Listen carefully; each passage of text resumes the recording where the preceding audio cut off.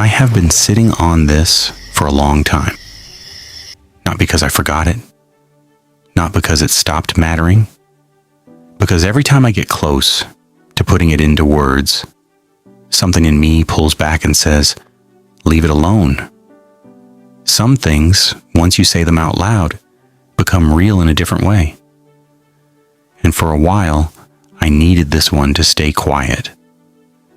But I keep seeing it, not in dreams, in regular moments, in the middle of a grocery store, or sitting in traffic, or standing at the kitchen sink with the water running. It just appears.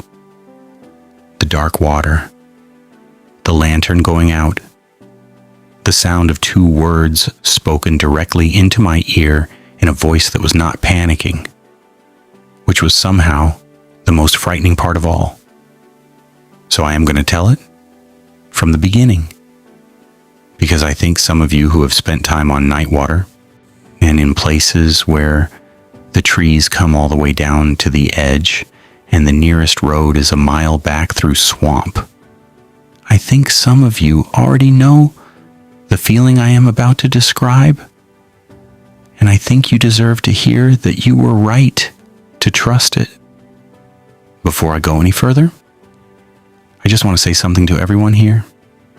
Whether you found this channel tonight by accident or you have been here from the beginning, you are exactly the kind of person I made this for. You are not here by coincidence, and if this is your first time, I want you to feel at home, because what you are about to hear is real, it is raw, and it is the kind of thing that does not leave you.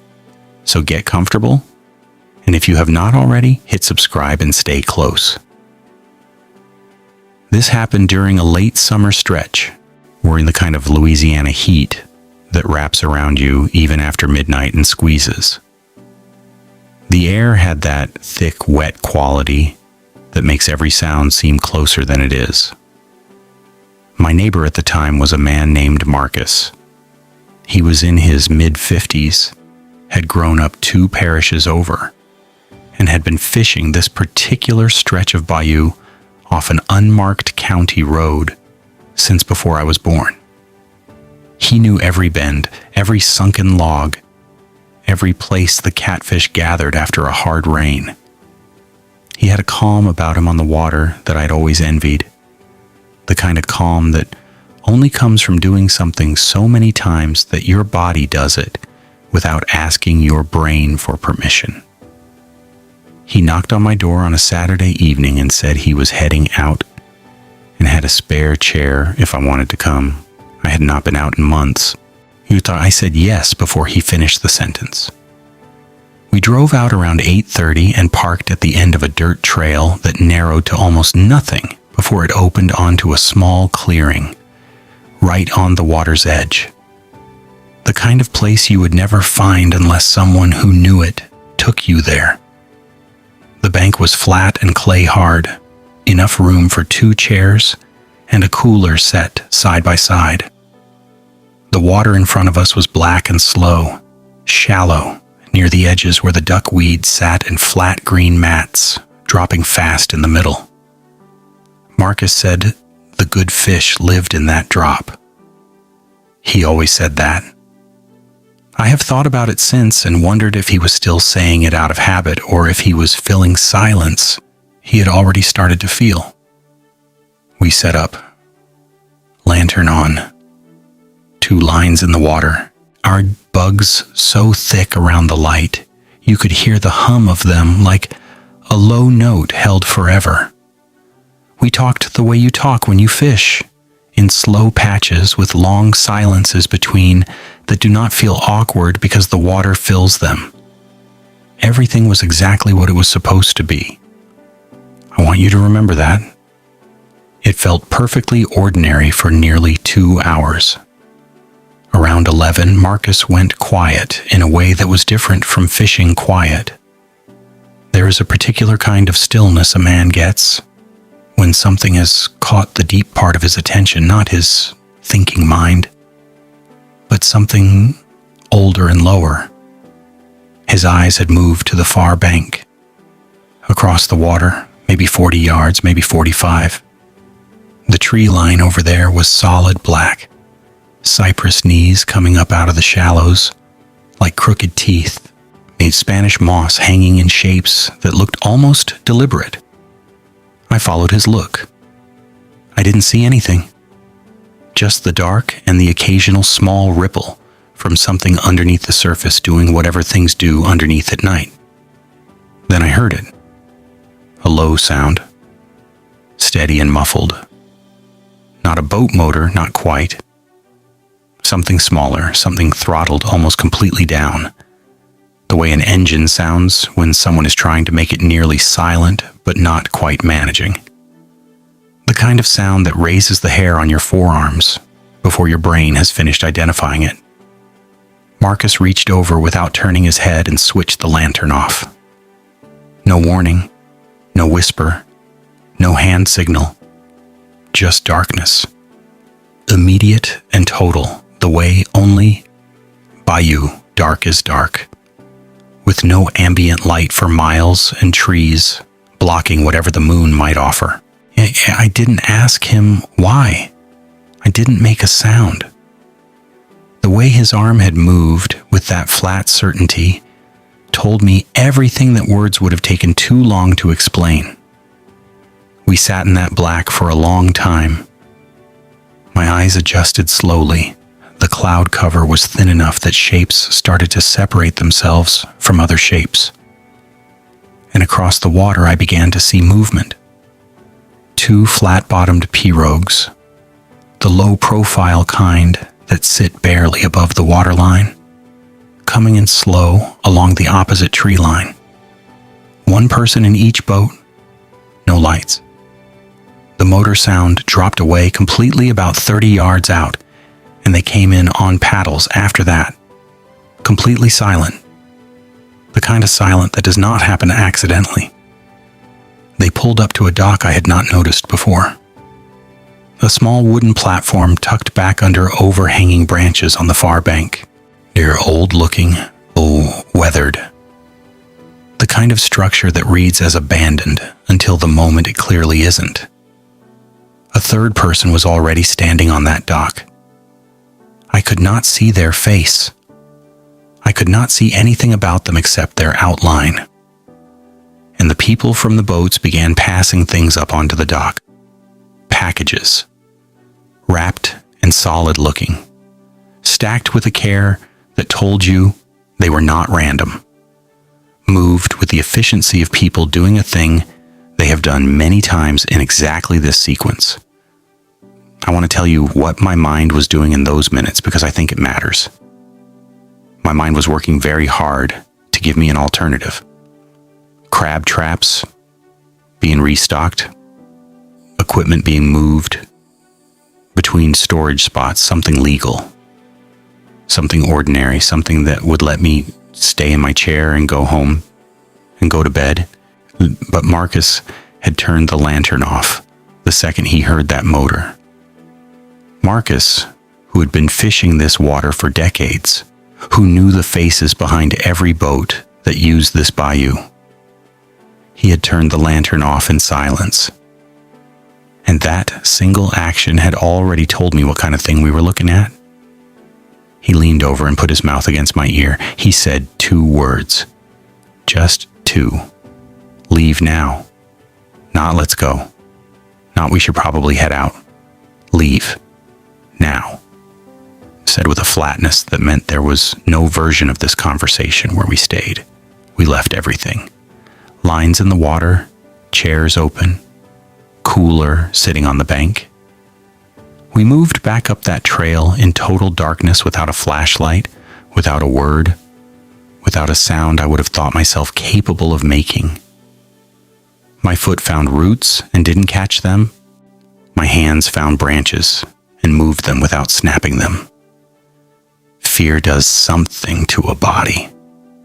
It rearranges your priorities so completely that things you couldn't normally do become the only thing you know how to do. We reached the truck and Marcus did not start it.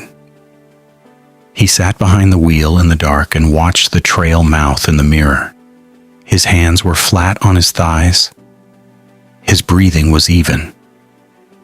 I counted seconds because I needed something to do with my mind. We sat there for 7 full minutes before he turned the key. He pulled out slowly, no headlights, until we reached the main road, and he drove 8 miles before he said a word. What he said was, "Do not mention to anyone that you were out there tonight." Not a request, not a suggestion. Said the way you tell a child not to touch a hot stove.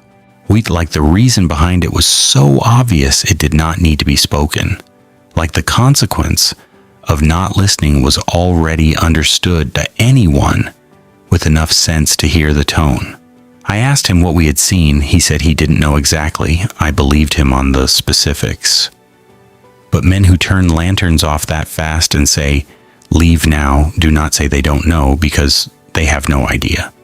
They say it because naming it out loud makes you a person who knows a name. 3 weeks later, I got a call from a county number I didn't recognize. A detective. Calm voice, professional, brief. He told me that 2 individuals had been recovered from a stretch of that bayou, and that my vehicle registration had come up in connection with activity in that area around the relevant time. He asked me what I had been doing out there. I told him I had been night fishing with a neighbor and had gone home early. He thanked me and told me they might follow up. They never did. I never called Marcus to talk about it. He never called me. Whatever that dock held and whatever those packages contained and whatever happened to the people who moved them, that information belongs to the water now. I fish different places. I go where the banks are open and the road is visible and other people are near enough that you can hear them. But some nights, when the house is quiet, I think about those 7 minutes in the dark truck. Marcus watching the trail mouth in the mirror. What he thought was coming up behind us, what he was checking for. And I realize I never asked him. And I'm glad I never asked him, because I think the answer would have made the next several years of my life feel different in a way I would not have recovered from easily. The Bayou held that secret and let us go. That is not a thing you forget, and it is not a thing that feels clean or finished. It feels like a door that closed behind you while you were still looking back at it. Everything about the next story I'm going to tell you came directly from a man I will call Reeves. I have known Reeves for a long time, long enough to know that he is not a man who tells stories for effect. He speaks in a particular flat way that some people find dull and I find more reliable than almost anything else I've encountered. When Reeves tells you something happened, it happened. When Reeves says he is certain about a detail, that detail is not being shaped to fit the ending. He told me this story once, straight through, and when I asked him to repeat the parts I couldn't believe, he repeated them word for word. Same story, same details, no embellishment. That is the version you're about to hear. Reeves grew up in a house where fishing was not recreation, it was provision. What came out of the water went on the table that week. He had been fishing before he started school, and he knew the bayou the way a working man knows the underside of whatever he fixes for a living. Not romantically. With a kind of practical respect that has no room in it for carelessness. He was alone on a late October night on a bank he had been using for years without incident, when the land technically belonged to a family he had known since childhood, and they had never objected to locals fishing the stretch. He had set 3 throw lines before dark and come back after 9 to check them. He found one missing. Hook, line, and swivel pulled completely free. He figured a large alligator had taken it and didn't give it much thought. He set a replacement line, settled into his chair, and started waiting the way fishermen wait, with most of his mind quiet and just a thread of attention left on the water. The first thing was the truck. Far back in the trees, maybe 200 yards, where a narrow dirt road ran roughly parallel to the water before curving away south. He heard it slow down and stop. He heard the engine idle for a moment and then cut out. No doors, no voices, no lights came on, and the truck just sat there in the dark behind the tree line and went completely silent, and Reeves gave it a few minutes and moved on from it because he didn't want to be the kind of person who makes something out of nothing. But the line of his attention had shifted, just slightly, the way a compass needle shifts when something magnetic passes nearby. 20 minutes passed without incident, and then he heard something in the tree line directly behind him. Not footsteps, not movement through brush. More like a person who had been standing very still for some time, shifting their weight. One small adjustment, one soft compression of leaves underfoot, and then nothing again. He turned around. Black trees, moss, shadows doing what shadows do. Ordinary swamp sounds coming back in slowly after the interruption. Yumi turned back to the water and picked up his rod and told himself it was an animal. Raccoon, nutria, a deer stepping into the edge of the tree line and thinking better of it. But his body had changed. The temperature of it, the pressure inside it. Something had shifted that his mind had not caught up to yet. Another 20 minutes. He was starting to relax again. The lines were still. The frogs had settled. And then he heard a voice, not loud, not calling out. Conversational volume, the way someone sounds when they're talking to a person standing right beside them in a normal room. But there was no one visible. The voice was coming from the tree line behind him, maybe 20 feet into the dark, and it was not directed at him, and it was not saying anything he could make out clearly. Just a continuous low murmur. Reads the kind of sound a person makes when they are reading something quietly to themselves, or passing instructions, or going through a checklist. He did not call out. He is very specific about that. He said the only decision he made in that moment that he is completely certain was the right one was the decision not to let whoever was in those trees know that he could hear them. He set his rod down slowly. He began to pack his gear with the methodical care of a man diffusing something. One item at a time, no buckles clinking, no tackle rattling.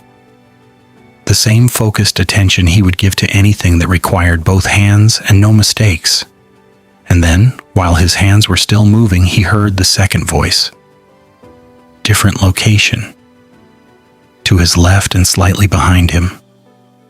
Not the same speaker. Different pitch. Different rhythm. Also in the trees, and also that same low, continuous murmur. And now he understood something that the geometry of it made unavoidable. There were two separate positions behind him, both in the tree line, both occupied. And he had been sitting between them in the light of his lantern for some time before he knew they were there. He stood up. He picked up his bag. He walked to the water's edge, where his flat-bottom boat was tied, got in without fumbling, released the rope with 2 motions, and pushed off into the channel. He did not use the motor. He put his hands flat on both sides of the hull and used them as paddles, the way you do in very shallow water, pushing off the mud bottom when he needed to, and otherwise letting the current carry him. He moved without sound.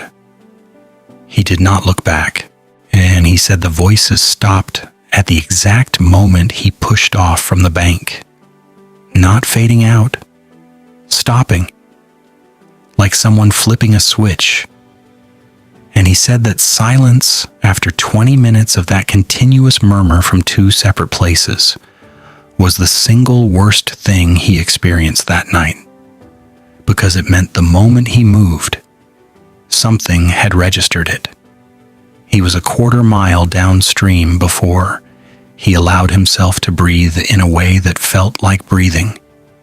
He ran the motor low the rest of the way out and drove home without stopping. 2 days later, he called the family that owned the land on a pretense, asking about some equipment he had supposedly left there. The old man who answered went quiet when Reeves mentioned the access road. Then he said in a voice that had nothing casual in it, that they were not really letting people fish that stretch anymore. He said it the way you say something that you have decided not to explain further. The way people in certain places give certain warnings. Simple. Final. No follow-up offered. Reeves fishes public ramps now. Wide open water with visible banks on all sides. He told me the fish are not as good.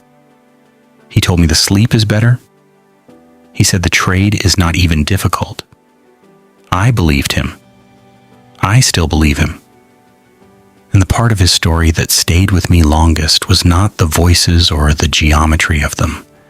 It was that the family that owned that land had already made the decision not to send people down there anymore. Had already made it quietly, without announcement. The way you block off a road that has become unsafe. And they had not told anyone why.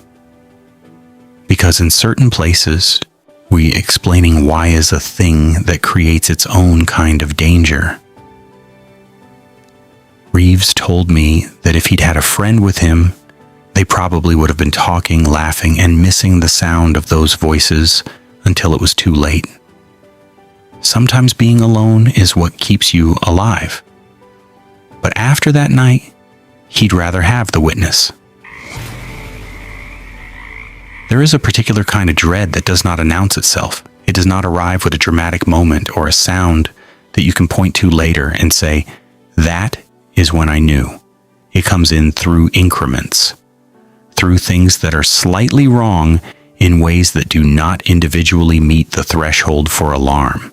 And by the time each individual thing has been rationalized away, you are already surrounded by them. The man I'm going to call Bowen understood that in retrospect. Then he described the whole experience to me as a slow counting down to something that never fully arrived. And he said that the not arriving was the part that broke him the most, because it meant there was no moment where he was clearly safe. Just a series of exits he took barely in time and a silence that followed him home. Bowen was experienced. The kind of fisherman who checks water temperature and current before he commits to a spot, who brings back up tackle because something always breaks, who knows the difference between a productive night and a wasted one within the first 30 minutes on the water. He was fishing a stretch of bayou that fed into a wider channel to the south, a spot he used often in the fall for white perch and the occasional bass that came up from the main channel when conditions were right. He had been there many times. Nothing had ever been wrong there. He was about 3 hours in, comfortable, lines doing what lines do, when he noticed the boat, upstream, maybe 100 yards, sitting in the middle of the channel, completely motionless. He could not make out much detail in the dark, but he could see the outline of a flat-bottomed John boat and what appeared to be a single person in it.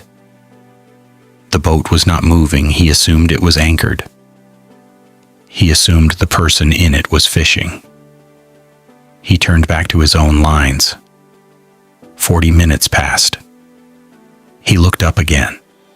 The boat was closer, not dramatically closer, maybe 30 yards, still motionless, still sitting in the water without visible movement, without sound, as if at anchor in a different spot than it had been before.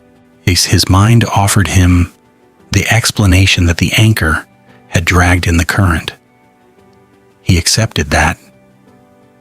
He turned back to his lines and fished for another 20 minutes, and when he looked up again, the boat was 10 yards upstream of his position. He could now see clearly that there were two people in it, not one, sitting side by side, facing his direction. No lights, no fishing rods that he could see, no movement at all. He said hello, loud enough to carry across 10 yards of quiet water. No response. He asked if they were all right, if they needed anything. Nothing. The boat sat in the dark water 10 yards away, with two people in it, facing his direction, still and silent, and returned nothing to him. He said the thing that made it go from unsettling to something much worse was not the silence from the boat. It was what happened behind him at the same moment he was deciding what to do about the boat. Someone stepped out of the tree line onto the gravel bank behind him. One step, one clear, deliberate crunch of a foot on gravel.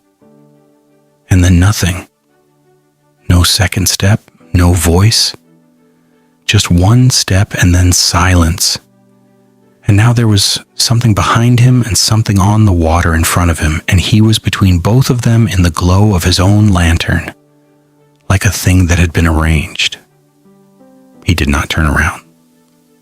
He told me later he cannot fully explain that decision, only that something told him not to confirm to whatever was behind him that he knew it was there. He began to pack his gear at a normal pace, the way someone packs when they have decided the night is done, and there is nothing urgent about it. Rod broken down. Tackle box closed, yet bag shouldered, lantern off. He walked to his truck at the pace of a man who is simply done fishing. Every step he expected something, every step nothing came. He got in the truck and locked the doors, and did not look at the tree line and drove away from that bank without stopping. He called a contact the next day, someone who had deep knowledge of the area, the kind of knowledge that comes from specific involvement in local affairs rather than general familiarity. That contact called him back within the hour. He told Bowen to stay away from that corridor.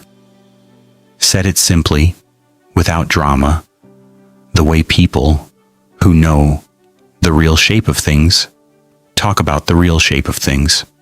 He said there had been regular movement through that area for several months, and that the people responsible for it were not people who left complications behind them when they could avoid it.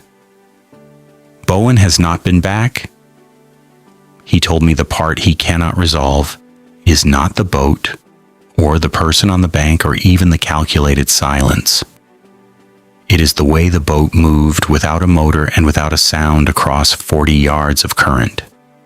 Twice, on a night with almost no wind, and sat perfectly still in new positions, as if the water had simply decided to place it differently. He knows there is a rational explanation. He knows anchors drag and currents shift. He also knows that two people sat in the dark 10 yards in front of him and watched him pack his gear and said nothing. And he knows that one step on the gravel behind him, exactly one, was the whole message. We are here. We have been here. Go. He went. And I think about him often when I am near slow water at night, because I think about how close the margins were. How the boat came 30 yards in 40 minutes and 10 yards in 20 and was 10 yards away, and still the only thing that got him moving was the step on the gravel, which came last, which came when the arrangement was already complete. I need you to stay with me for this last one. I need you to hear it the whole way through, because it is the one that did not resolve, and it is the one that I think about most, and it is the one that changed what I understand about the kind of danger that exists on certain water in this country. The man at the center of it I will call Dade. Also, I am going to tell you exactly what happened to him, and I am not going to soften the end, because the end does not soften. It just stops. And that stopping is the point. Dade was going through a rough stretch. The kind of rough that accumulates rather than arrives, where nothing dramatic has happened, but everything feels heavier than it used to. And the ordinary days feel like something you're moving through rather than living inside of. He had a specific spot he went to on nights like that, a remote bend of Bayou that took 20 minutes on a dirt road to reach, with an elevated clay bank on the inside of the curve that gave him a clear view down both directions of the channel for a good distance. He had found that spot years earlier and had never encountered another person there. He said it was the one place that reliably gave him something back that the week had taken away. He got there at 10:30 on a Wednesday night, set up in the dark, lines in the water within 5 minutes, the automatic sequence of it doing what he needed it to do. He sat and listened to the bayou do what it does, the insects, the frogs, the heavy, slow movement of dark water. He fished for an hour and a half and caught nothing and did not care. He was there for the quiet, and the quiet was delivering. Around midnight, he saw a light coming up the channel from the south, moving at walking pace, steady, aimed in his direction. He watched it and assumed a boat, which would have been unusual on that stretch at that hour, but not impossible. He watched it come closer and realized somewhere around 70 yards out that it was not a boat light. It was a handheld light, held low, moving along the bank on the same side as him.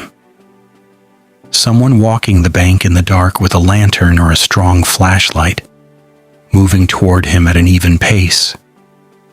He told himself they were checking throw lines. People run throw lines on those banks. You walk the bank at night and check them one by one, and it is ordinary and unremarkable, and it would explain the light perfectly. He held on to that explanation while the light came within 50 yards, within 40. The light stopped, 40 yards down the bank from him, and it went out. Not faded, out, like a switch. He sat in the sudden full dark and waited. He did not call out. He watched the space where the light had been and saw nothing. 1 minute, 2, maybe 3. The frogs had gone quiet. The insects had gone quiet. And the bayou was sitting completely still in the way it only sits when something has changed. His phone buzzed. A text message. Unknown number. He tilted the screen down to keep the light from carrying and read it. You should not be here tonight. He read it twice. He looked out at the dark bank where the light had been. He looked at the number, which was not a number he recognized, and which had no name attached to it and no area code he could place. 7 words. That is all it said. You should not be here tonight, he called out. He asked who it was. He asked it once toward the dark bank downstream and once toward the tree line behind him, and got nothing from either direction. The night held his voice and gave it back to him, and nothing else came with it. He packed in under 2 minutes, everything thrown together without ceremony. He did not use his light while he packed. He moved to his truck by feel and got in and locked the door in the same motion and drove back down the dirt road toward the main highway. Halfway out, he came around a bend and there was a truck parked across the trail. Not fully blocking it, positioned so that there was just enough room to squeeze past on the right side, but only if you slowed almost to a stop. Only if you came alongside the driver's window, close enough to see the face inside it. Someone was sitting in that truck in the dark with the engine off, not moving, just there, in the only way out. Dade did not stop. He slowed to navigate the gap, and he did not look at the driver, and he pulled through and drove to the main road, and did not stop again until he reached a lit gas station 4 miles away, where he sat in the parking lot for 10 minutes, with his hands on the wheel. He reported the message the next day to the sheriff's non-emergency line, told them the number and the content and the location and the date. A deputy called him back 3 days later.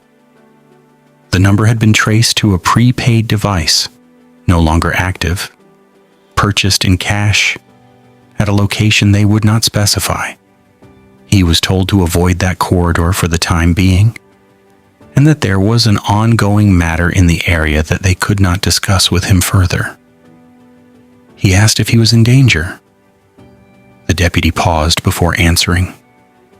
He said, "Not if you stay away from there." That pause, Dade told me about that pause in detail. He said it was not a long pause, maybe 1 second, maybe 2. But he said there was something in it that was the single most frightening thing about the entire experience, because it meant the deputy had to think about whether the answer was yes or no. It meant the answer was not automatic. It meant the deputy already understood enough about what was happening in that corridor to need a moment before deciding what to say to a man who had simply been night fishing and driven out when he was told to. Dade never went back. He told me he thinks about the person who sent that message. He thinks about who it could have been and why they sent it and what it cost them to do it. Whether it was someone on the inside of something who had a line they would not cross. Whether it was someone peripheral, a local who knew, a watcher, a person who had their own reasons for not wanting a stranger's blood on a piece of water they cared about. He doesn't know. He cannot know. The phone was gone before anyone looked for it. What he does know is this: whoever sent those 7 words knew he was there that night, knew he was innocent of whatever was about to happen or be moved or be settled in that place, knew enough to warn him instead of leaving him in the dark, and chose to warn him, chose it deliberately, which means there was a moment on the other side of that message where someone weighed the options and decided that a warning was the better path. And Dade said the thing that keeps him awake is not that someone warned him. It is that warning him was not the obvious choice. That there was another option. Here, that someone considered that option and set it aside this one time, on this one night, for reasons he will never fully understand. You should not be here tonight. 7 words from a phone that no longer exists, on a stretch of Bayou that had an ongoing matter, from a person who saw him in the dark and made a decision about him. He got lucky that the decision went the way it did. There is water in this country that is being used right now, tonight, while you are watching this, for things that do not happen in daylight. And the fishermen who share that water, the ones who go out in good faith because it is their water and it has always been their water and they have a right to be there, most of them come home and go to bed and never know what they sat next to in the dark. But some of them end up in that margin, that narrow, unforgiving, worst you second wide margin where someone else decides what happens next. Marcus watched the trail in the mirror for 7 minutes before he was willing to start the truck. Reeves paddled with his hands in the dark until he was far enough away to breathe. Bowen walked to his truck without looking back and made himself do it slowly and Dade drove past a truck in the only way out without stopping and without looking at the driver. Every one of them made a decision that kept them alive that night. Every decision was made in seconds. Every margin was smaller than it had any right to be. The Bayou did not protect them. It does not protect anyone. It just holds what is in it and keeps moving. Whatever that ongoing matter was on Dade's stretch of water, it is either finished now or it has been replaced by the next arrangement, the next route. There's the next set of people who know which dock to pull up to in the dark and which fishermen to leave alone and which ones they cannot afford to. He still has that text message on his phone. He has never deleted it. I asked him why once, and he told me it is the only proof he has that someone in that darkness saw him as a person worth the risk of warning, rather than a problem worth the convenience of not warning. And he said, the day he deletes it is the day he starts to forget how close it was, and he does not want to forget. He wants to remember exactly how close it was every single time he considers going somewhere remote and quiet and alone after dark. That is where I will leave you tonight. Not with a resolution, not with an answer, with 7 words and a pause on the other end of a phone line that lasted 1 second too long. And you should not be here tonight. Maybe you should think about who else those words apply to right now, wherever you are watching this from, because the Bayou is not the only place with an ongoing matter. And not everyone who sits in the dark out there is waiting for fish.